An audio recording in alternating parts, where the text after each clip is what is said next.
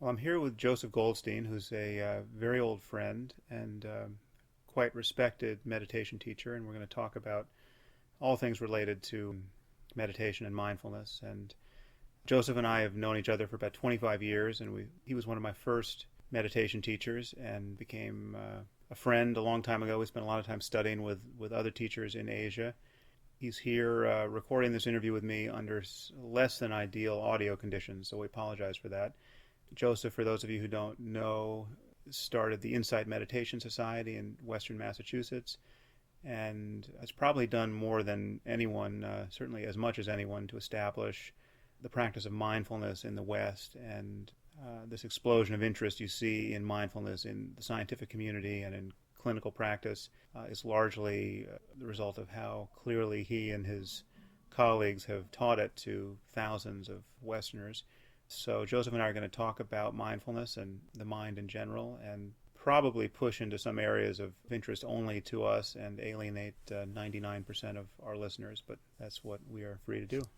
So Joseph, thank you for being here, and thank you for agreeing to talk about all this with me. I'm delighted to have a chance to get back into the meat of our discussions, which we've had over all these years. Joseph and I have had arguments on just about everything. Yes. About everything, and on transcontinental flights where he has been captive and desperate to avoid me, however unsuccessfully. So before we get into esoterica, tell us a little bit about how you got into meditation and how this became your life's work.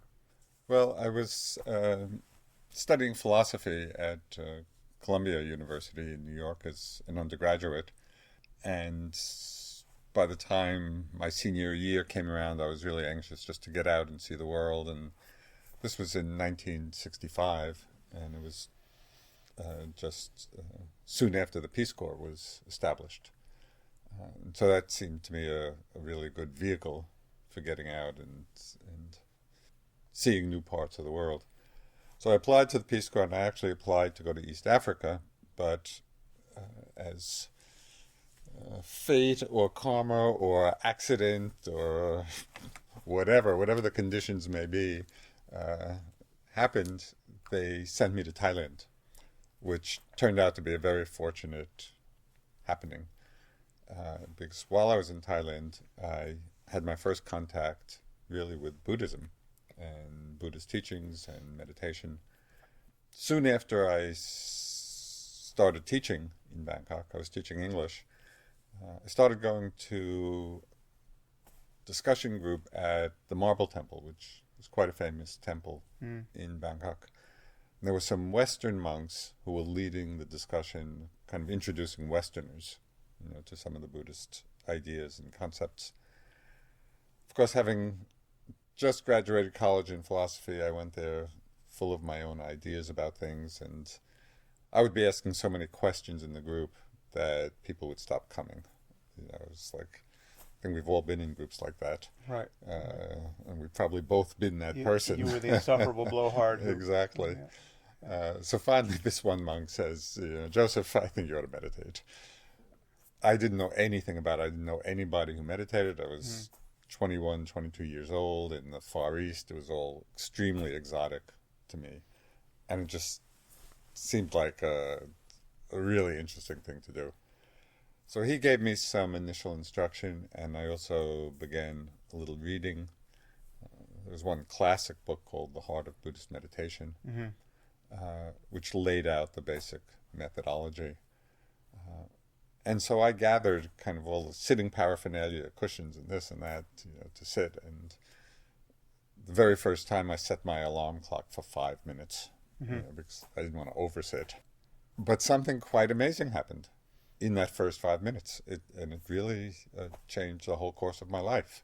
So the first time you sat, you actually connected with the practice and realized it was something worth looking into. Well, what I realized, it wasn't that I had any great enlightenment experience, but what I realized was that there was a way to look into the mind as well as looking out through it. And my whole life I had just been looking out of my mind, rather than looking into it.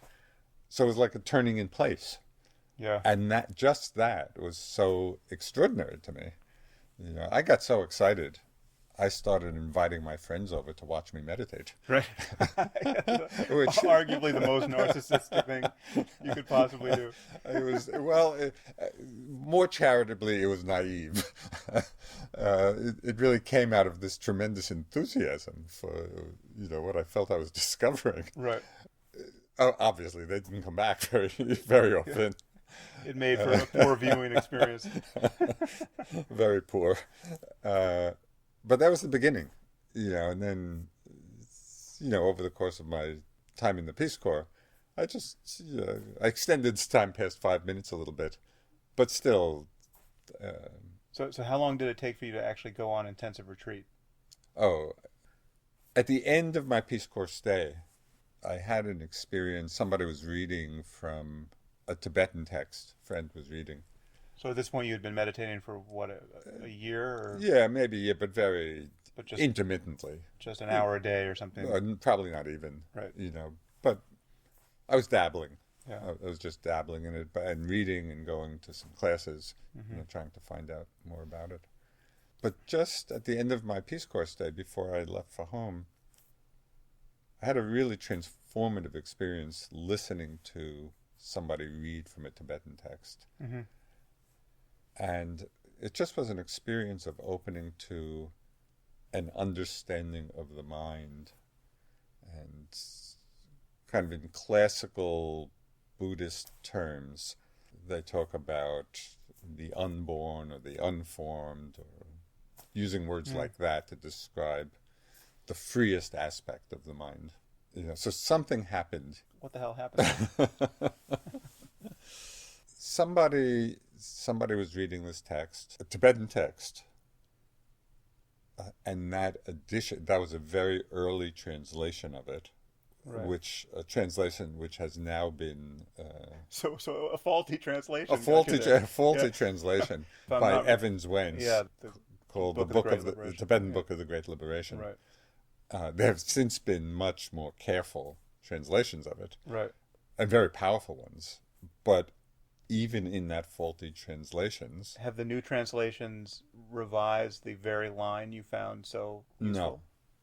No. Okay. No.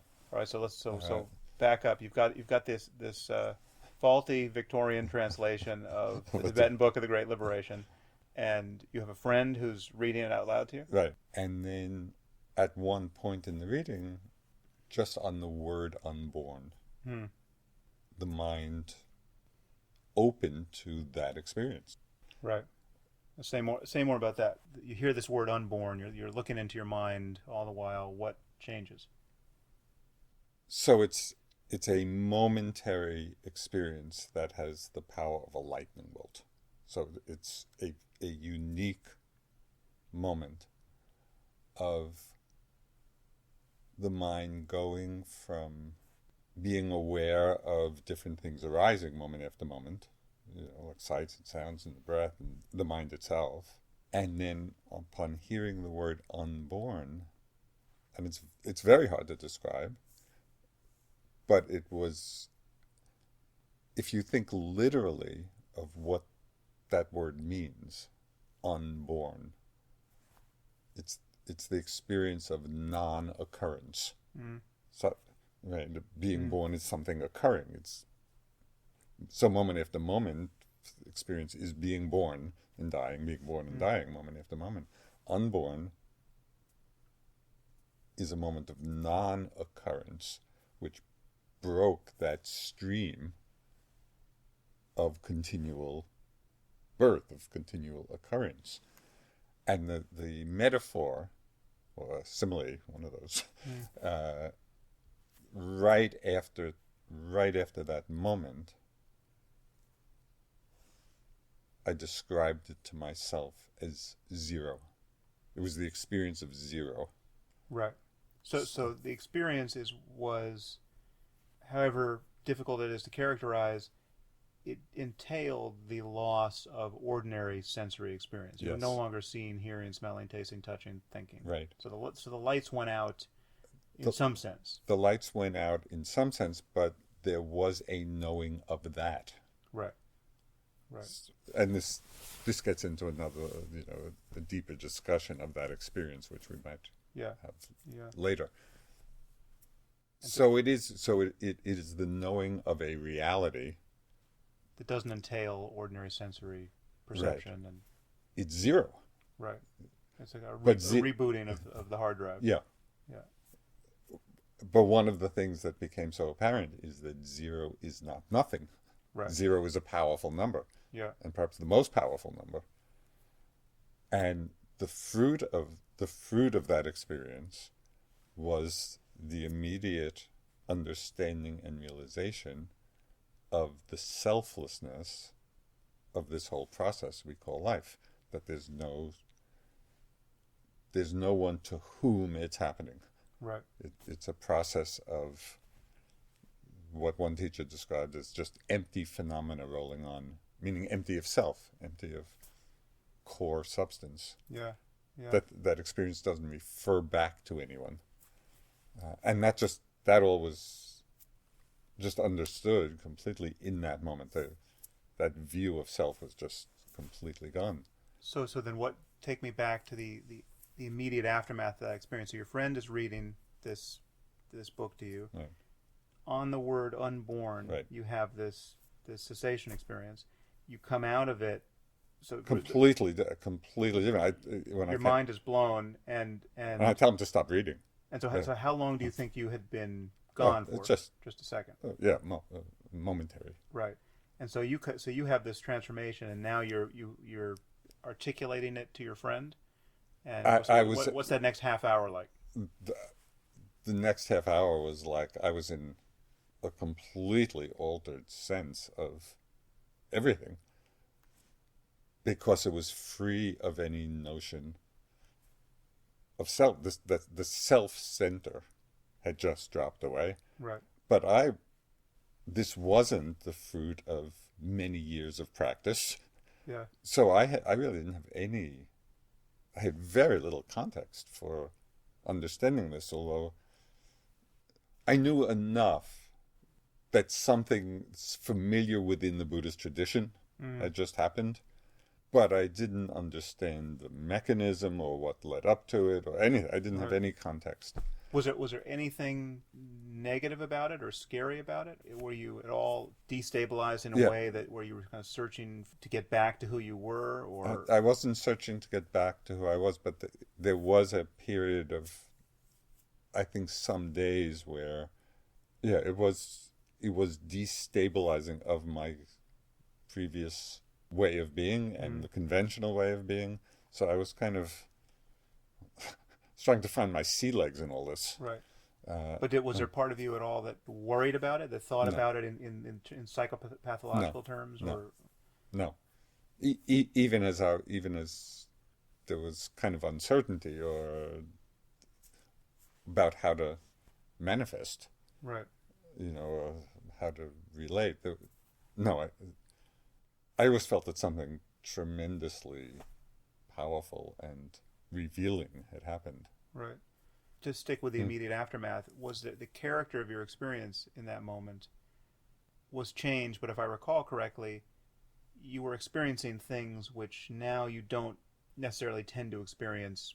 I mean, now selflessness is still obvious to you, but there were features of your experience in the immediate aftermath of cessation that are not true right now. So what was especially salient or psychedelic or otherwise odd about those next hours? Or it was like it was days too. It was like, didn't you have like a week where you felt like you were as much the other person in the room as you were self, or something like that? Yeah, but also just this happened 50 years ago. Yeah. So even though it's the experience is very vivid, in terms of impact and understanding, some of the details, have faded. But you have had what you consider the same experience again through the practice of meditation. I have, but not actually as dramatic. Right. As that. The aftermath was not as dramatic, or you actually think that you can detect a different character to the cessation experience? No, I would say the aftermath. Right. Was not as dramatic.